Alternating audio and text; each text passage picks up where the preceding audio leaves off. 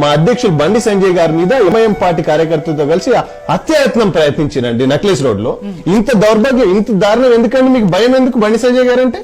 మీకు బండి సంజయ్ గారు అంటే ఇవాళ మీకు ఎందుకు వణుకుతున్నారు ఒక్కొక్కరు ప్రగతి భవన్లో కూర్చొని?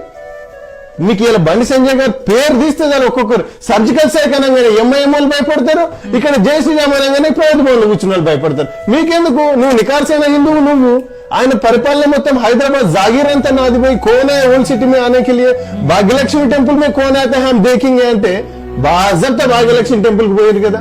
అంటే భాగ్యలక్ష్మి టెంపుల్ కు పోనీయరు అంటే ఒక సిటిజన్ కు ఉండాల్సిన రైట్స్ ని ఉండనియరు. పోనీ అది మీరేమన్నా చేస్తా ఉన్నారంటే మీరు వత్తాసు పలుకుతా ఉన్నారు. ఇవాళ మా పన్నాల హరీష్ రెడ్డి గారి మీద హత్యాయత్నం చేస్తారంటే రాత్రి 12 గంటలకు పోయి. ఇంత దారుణమా? నిన్న ఎమ్మెల్యే కుత్బుల్లాపూర్ ఎమ్మెల్యే మా ఆర్మర్ అభ్యర్థి వినయ్ రెడ్డి గారి మీద ఇంత ఒక రౌడీ, వీధి రౌడీ లాగా ఎగబడి కొడతాడా?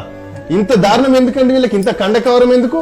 దెబ్బ తీస్తాం చెప్తున్నాం. ఒకటి గుర్తు పెట్టుకోండి, మీ రోజులు దగ్గర పడ్డాయని చెప్పి నేను టీఆర్ఎస్ వాళ్ళకి, టీఆర్ఎస్ కార్యకర్తలకి హెచ్చరిస్తా ఉన్నా.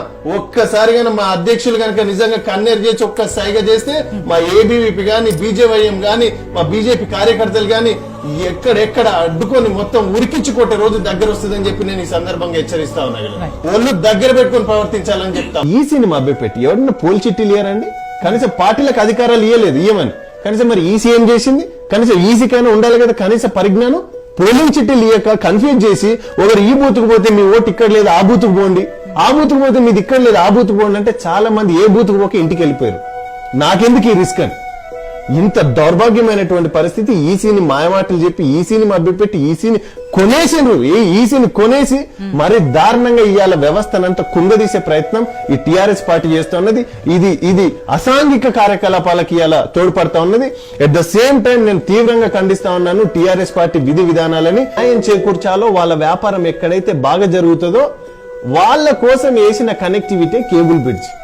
దుర్గం చెరువు జన్వాడ ఫామ్ హౌస్ పోవడానికి కట్టినటువంటి దుర్గం చెరువు మైహోం రామేశ్వరరావు గారు కట్టినటువంటి అపార్ట్మెంట్లకు పోనీకి దుర్గం చెరువు కేబుల్ బ్రిడ్జ్. ఒక సామాన్యుడికి ఉపయోగపడేటటువంటి బ్రిడ్జ్ ఒక్కటి చెప్పమనండి. ఇవాళ ఏంది మీరు చేసింది? కనీసం జనాలు ఇవాళ ఇంత ఇబ్బందులు పడుతూ ఉంటే యువతకు ఉద్యోగాలు లేకపోగా మీరు 270 కిలోమీటర్ల మూసీని మేము ప్రక్షాళన చేస్తామని చెప్పి దాని మీద ఎన్నో ఆశలు కల్పించి కనీసం దాంట్లో పూడిక తీయలేనటువంటి పరిస్థితి. మీరు కట్టుడు విషయం తర్వాత కనీసం దాని ఎంక్రోచ్మెంట్ అయినటువంటి ఏరియాస్ ని కనీసం పక్కకు జరపలేనటువంటి పరిస్థితి. ఇంత దౌర్భాగ్యమైన ప్రభుత్వం, ఇంత దౌర్భాగ్యమైనటువంటి పరిపాలన చేసిన తర్వాత ప్రజలు ఏ రకంగా వీళ్ళని విశ్వసిస్తారండి? ఇదే చివరి ఎలక్షన్ టీఆర్ఎస్ పార్టీకి నేను చెప్తూ వాళ్ళు ఇచ్చిన మాట నిలబెట్టుకోలేదు గనక ఇదే ప్రజలు వాళ్ళని ఇదే హైదరాబాద్ లో బొందబెట్టుడు ఖాయం. అది అయిపోయింది, అది డిసైడెడ్ ఆల్రెడీ. ఇన్ని ఏజెన్సీస్, ఈవెన్ మాకు కూడా ఏజెన్సీస్ ఉన్నాయి, మేము రిపోర్ట్స్ తీసుకుంటున్నాం. ఏ డివిజన్లు ఎంత పోలేని. అసలు ఈ వేళ చూడండి ఎంత దారుణం అండి.